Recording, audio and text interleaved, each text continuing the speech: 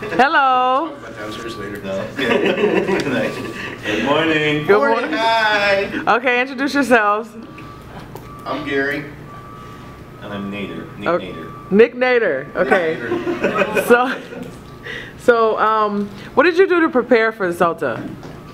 I did absolutely nothing. How many years of teaching do you have, though, Nick Nader?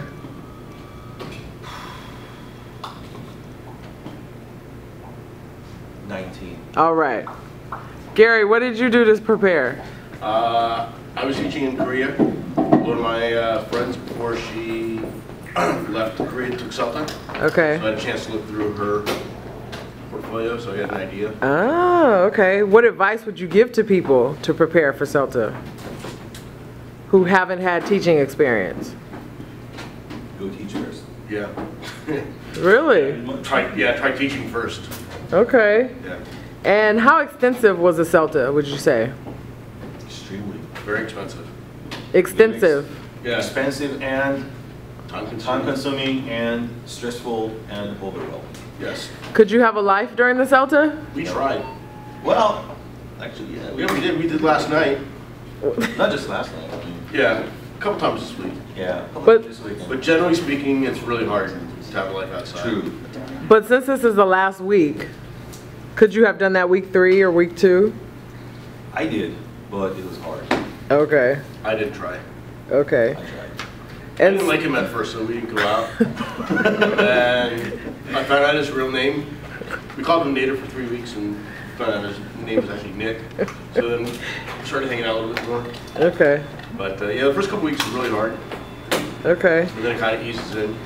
And so what's something that you learned that you didn't really know before?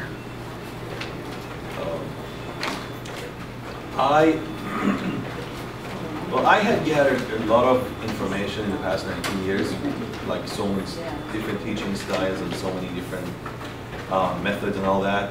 And CELTA kind of categorized Okay. everything up here. Okay. And also I learned quite a few concepts. Like some of the terms were new to me, some of the tricks were new to me, and orally speaking, I learned a lot. It was extremely beneficial to me. Only speak over. They said orally. Orally? Yeah. Over. Wow. Okay. It's called featured connective speech. Wow. When you go real fast. What did you learn? Come on. I didn't learn anything. Hold on. You drunk the whole time? No. Okay. Learned a lot about phonetic alphabet. You guys have learned that. True. Different ways to ask students if they understand something. What are those called? They're called CCQs. So Ah. check-in questions. Okay. So instead of asking, do you understand, which is a mistake I used to make, you ask questions to get the meaning from the students rather than giving it to them, or asking like yes/no questions. Okay. So it involves the students a lot more. You learn a lot more about the structure of teaching. I taught in Korea for 6 years, so I would say that after this course, my lessons are a lot more fluid, a lot better organized. So it's a good experience.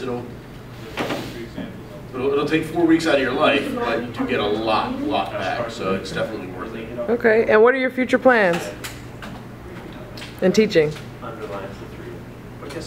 Once a teacher, always a teacher. So you're a teacher somewhere. So do you have anywhere that you're going specifically, or you're looking? Well, I'm actually going back to Iran, Tehran. So I got to take care of my small institute, and that's it. Okay. I'm planning on stalking Nick. I'm just going to follow him everywhere he goes. Okay. Just kind of show up. All right. First, I think I am going to stay in the U.S.